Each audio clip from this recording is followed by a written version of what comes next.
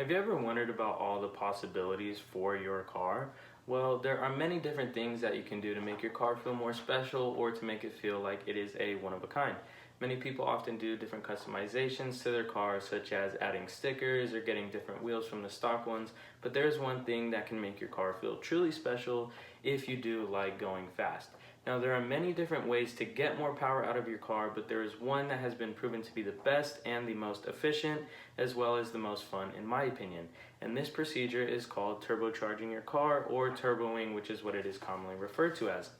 Now, that's really just a fancy way of saying that this thing is going to get a whole lot of air into your engine and it's going to make it run faster. Now, whether it be all the cool turbo noises that come out of turboing your car or the thrill of getting thrown back into your seat from the turbo lag, there is nothing quite like it in the automotive industry, in my opinion. Now, that being as cool as it is, this process does come with a lot of headaches about all of the procedures that go on within the installation, as well as some problems that can arise afterwards after you have completed the process. So in that case, I'm going to be going over some of the best practices and procedures when installing this stuff from beginning to end. So going from what parts you want to get, how to install those parts, and what to do afterwards to make it run efficiently and effectively. So the first part of this procedure is finding what parts that you want to use. Now, it is important to decide a goal for your project, and every car is different and every engine can handle different amount of power, so decide whether you want to go for a huge power build or whether you want to go for a more conservative type of power build, just so you can use it for daily use or other types of recreational stuff. Greg Peters, he's a pretty popular YouTuber and he runs a channel called the Car Passion Channel. He published a video back in 2015 about turboing his Miata, and he stressed two very important things. He stressed that it is very, very important to do a ton of research on your car beforehand and on what parts commonly go on your car beforehand, just so you have an idea of what you're going to get and you're fully prepared of what you need to buy so you can do this process. And he also stressed that if it is your first time or you're newer to this type of stuff, that they do sell turbo kits for a bunch of different cars. So they come with all the parts that you're going to need, so you don't have to stress about whether or not you have all the parts, and you can just go about bolting it on and getting everything put on that way. It is also important to note that there are a lot of well-known brands within the aftermarket automotive industry, and they specialize in different types of parts, so you can go ahead and research that kind of stuff, and it is not a bad way of getting a bunch of well-known aftermarket parts to use for your build instead of a turbo kit. And it is also important to note that more power does mean that you want to lean more towards the higher end parts. Now, you can get away with going with some of the lower end parts if you're going with less power, but just know that it won't be as reliable.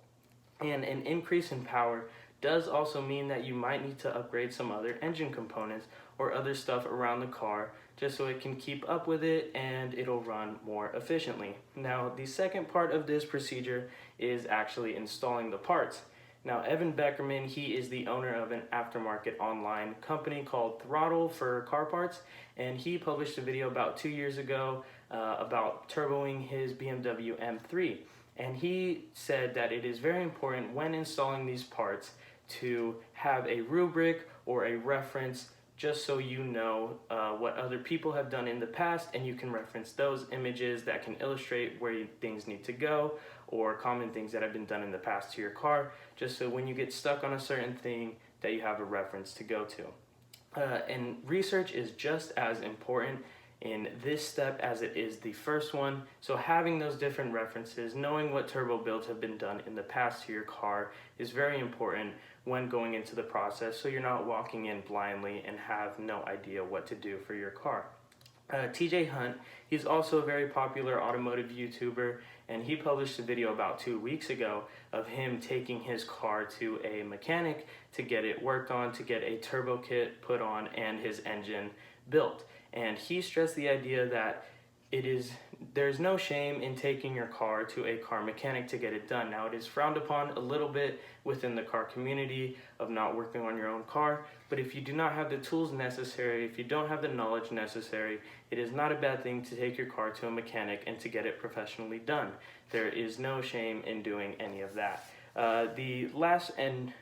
final part of this procedure is tuning your car to get it to run efficiently and effectively. Now, tuning is essentially going into the computer of your car with a tuning software, and it can control things like how much fuel is sent to your engine or how much pressure is released at certain points, and it goes in to make your car run effectively with the setup that you have currently put onto the car. Now, Kiyonori Imai, he's a very well-known owner of an aftermarket tuning company over in Japan, and it is also well-known around the world, and he gave his philosophy on what tuning is back in an interview in April of this year, and he said that tuning is essentially finding a balance for your car. So once you're adding all of this power,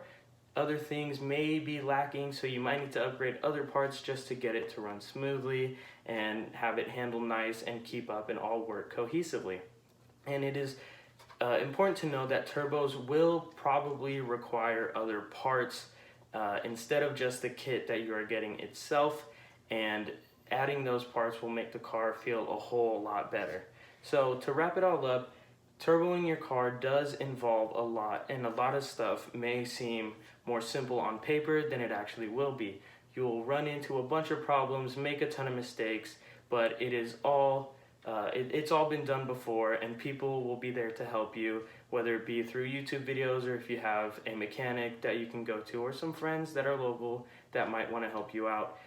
It is good to know that other people will be there to help you along the way, and there is no replacing that feeling of finishing it or having your car finished and then having the thrill of getting that power in your car.